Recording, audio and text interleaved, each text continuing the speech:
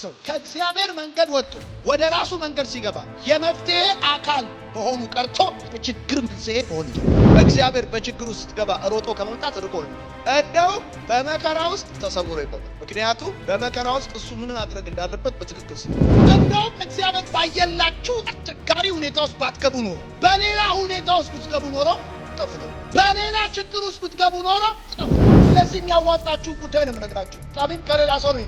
አንደኛ ከእግዚአብሔር ሀሳብ እንዳትቆሙ። ብዙዎቻችን የሆነ ችግር ሲመጣበት ተመጣጣ ዳኩል ከል ሌላ መላክ ነው እንዳይመጣ ሚካኤል ነው መልስ እንዲሰጠን የምንፈልገው ግን ይሁን እንዲገርማ እንደውም ወዳጅ የተዘጋ ሲከፈት ያጣውን ስታገኝ አይደለም መልስ ያገኘው ያንተ መልስ ልብ ከእግዚአብሔር ልብ ጋር ሲስማማ ወጥሽ። ለምንድን ነው ተግዳሮት የመጣው? ለምንድን ነው ጥያቄ ነው? ለምንድን ነው ቆቅልሽ የመጣው?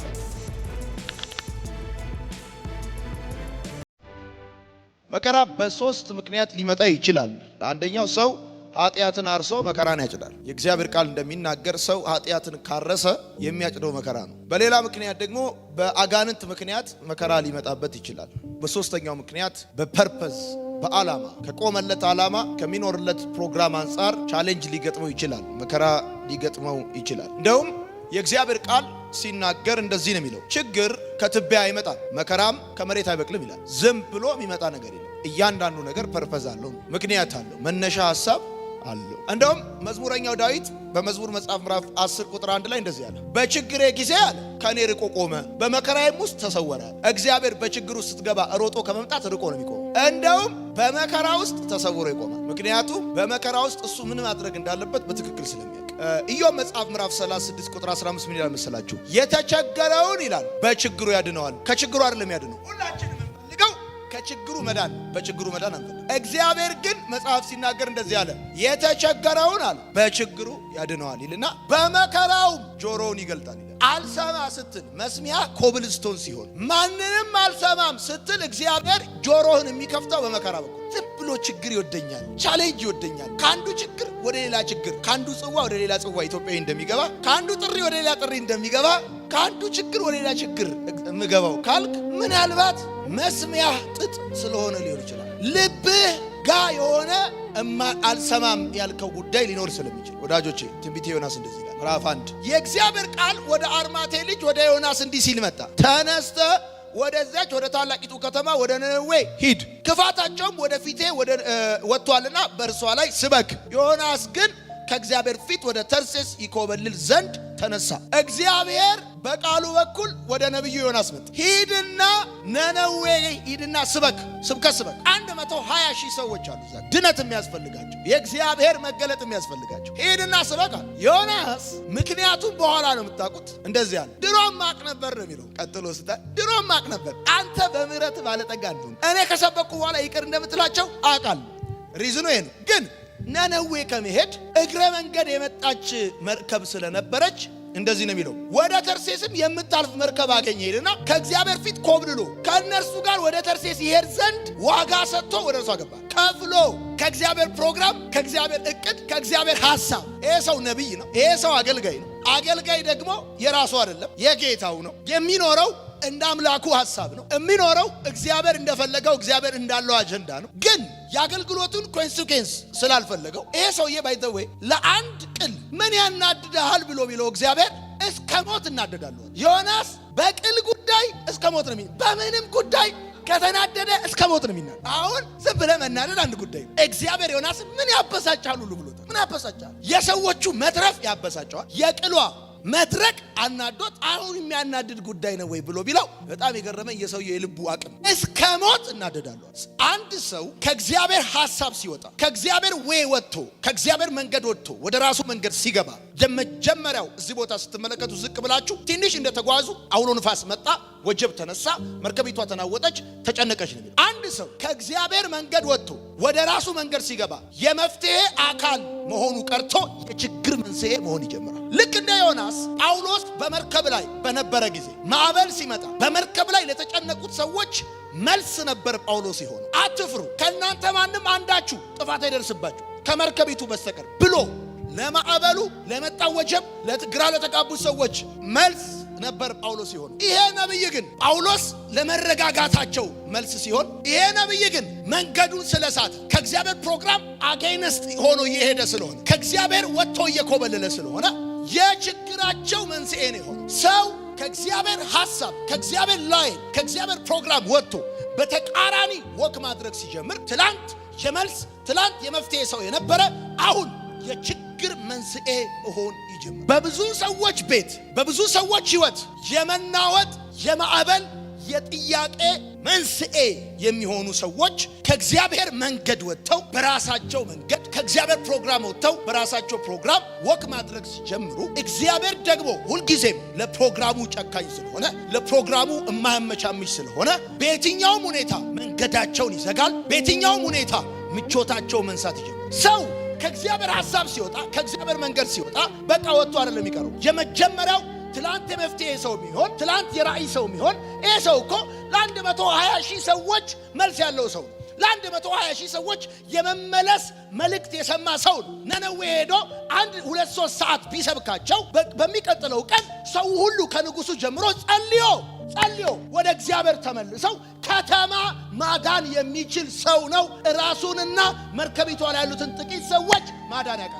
ብዙ በችግርና በማዕበል ውስጥ የሚያልፉ ሰዎች ቤተሰባቸውን ማገዝ ያቃታቸው ሰዎች ቤተሰባቸውን አይደለም አገር ማገዝ የሚችሉበት መልእክት አቅም እያላቸው ማገዝ ያልቻሉት ከእግዚአብሔር ሐሳብ በተቃራኒ ለነሱ በሚመቻቸው ለነሱ በሚሆናቸው እነሱን ደስ በሚያሰኛቸው መንገድ መጓዝ ሲጀምር አንድ አገልጋይ አንድ ክርስቲያን በራሱ መንገድ መሄድ ሲጀምር የሚሆነው ትላንት የመፍትሄ አካል ትላንት የመፍትሄ ሰው የነበረ አሁን የችግር መንስኤ ይሆናል። ሁለተኛ ፍሬ ለሌለው ነገር ዋጋ ይከፍላል። ውጤት ለሌለው ነገር ዋጋ ይከፍላል። መከራውን ሲጠብስ ነው የሚኖረው። ከፍላል፣ ዋጋ ይከፍላል፣ ሰፈር ያደርጋል፣ ገንዘቡን ያወጣል፣ ኢነርጂውን ይጨርሳል።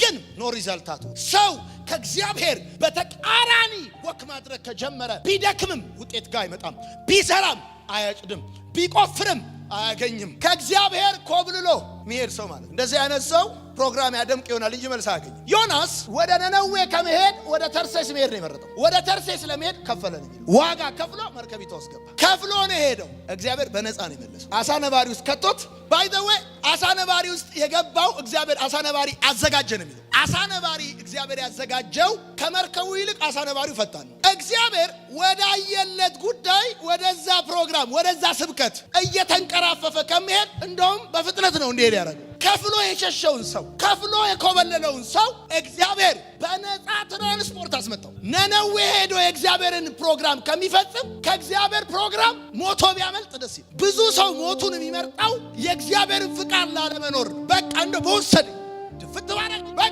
ዛሬ ማታ ድርቅ ብዬ ባደር ሞቶ ሊያመልጥ። ክርስቲያን አንድ ነገር ይወቅ፣ እግዚአብሔር በአንተ ላይ ፕሮግራም ካለው ሞታ አታመልጥ። ይሄ ሰውዬ ነነዌ ከመሄድ ወደ ተርሴስ ለመሄድ የቆረጠ ሰው ስለሆነ ከእግዚአብሔር ፕሮግራም በተቃራኒ እየሄደ ያለ ሰው መሞት ስለሆነ የሚፈልገው መጥፋት ስለሆነ የሚፈልገው እግዚአብሔር ይላል መጽሐፍ ሲናገር አሳ ነባሪ አዘጋጅ። ለምንድን ነው እግዚአብሔር አሳ ነባሪ ያዘጋጀለት? በሶስት ምክንያት ነው። አንደኛ አሳ ነባሪ ያዘጋጀለት ሌላ ነገር ውስጥ ገብቶ እንዳይጠፋ።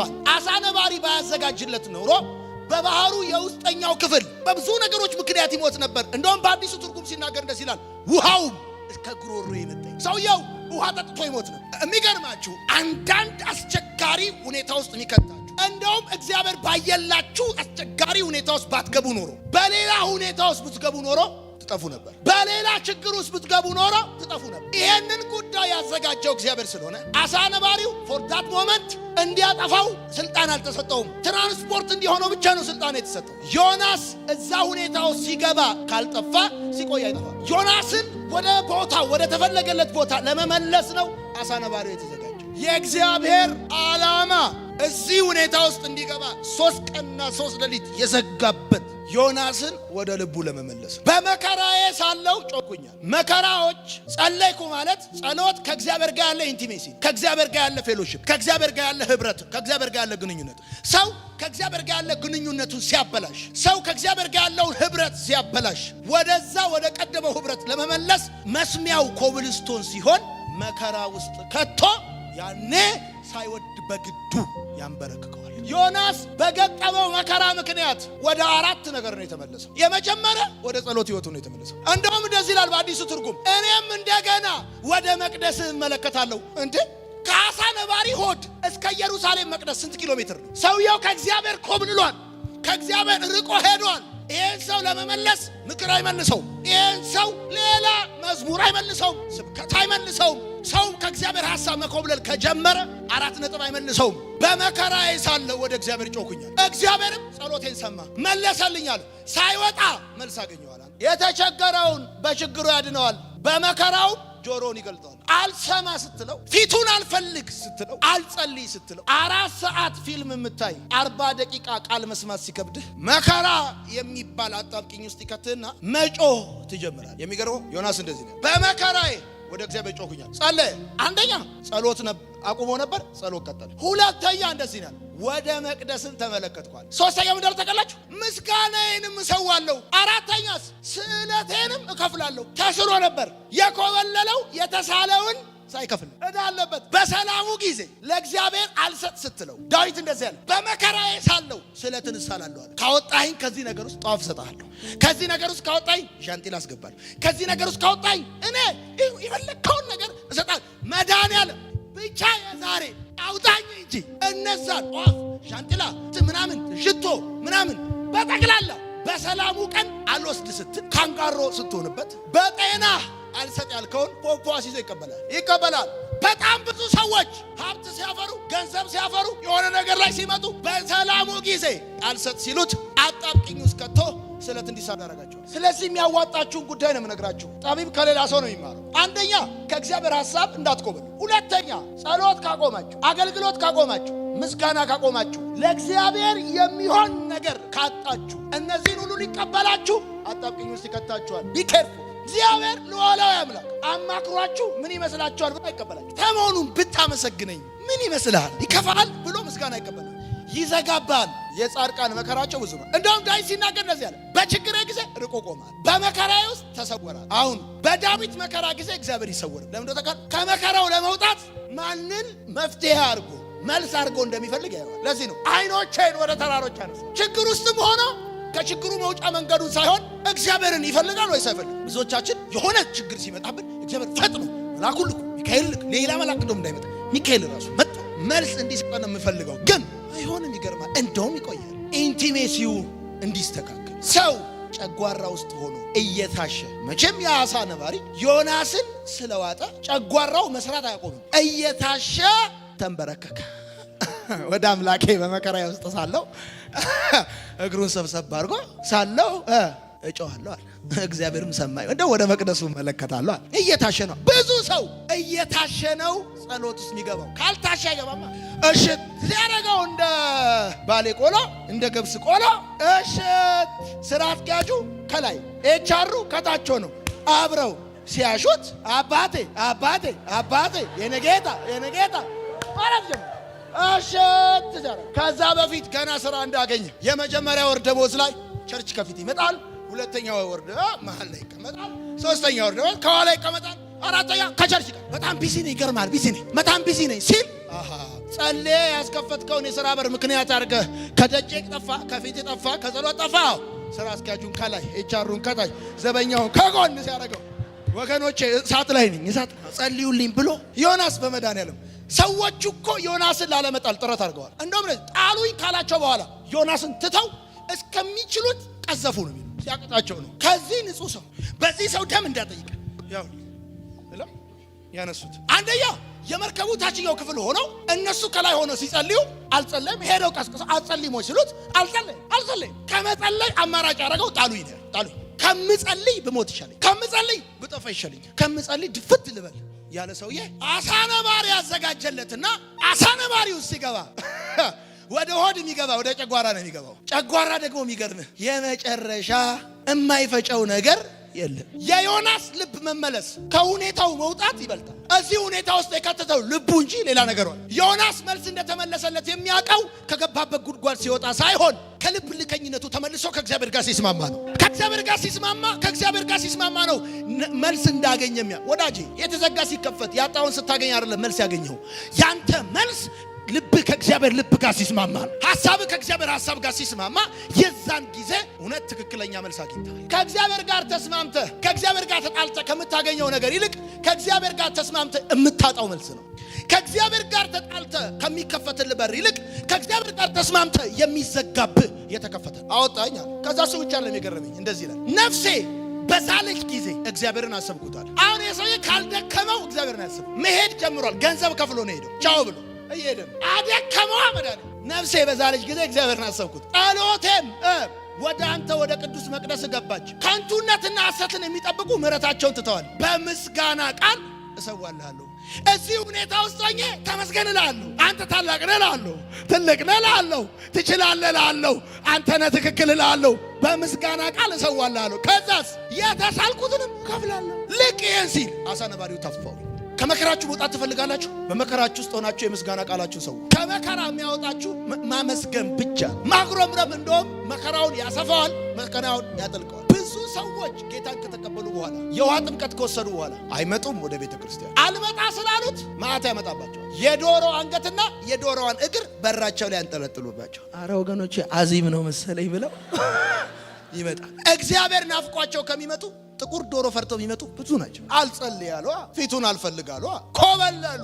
በልባቸው ደስ እንዳላቸው ነው ያደረጉት። መቼ ያመሰግኑታል? መች ለሱስ የሚሆን ነገር ይሰጡታል? መች ሲያገለግሉ? መችስ ፊታቸው ወደ መቅደስ መልሰው ያውቃሉ? ፊታቸው ወደ መቅደስ አይመልሱ። የምስጋና ቃል አይሰውለት፣ ተመስገን አይሉት። እሱ ከነሱ አልማዝ አይፈልግ፣ ወርቅ አይፈልግ፣ ተመስገን ብቻ ነው። ተመስገን አንድዬ መድኃኒዓለም አባ መላቸሩ ዶልዶአልዩ ተመስገን። ቁርስና ምሳራቱን ለሱ ተባረክ ለሱ።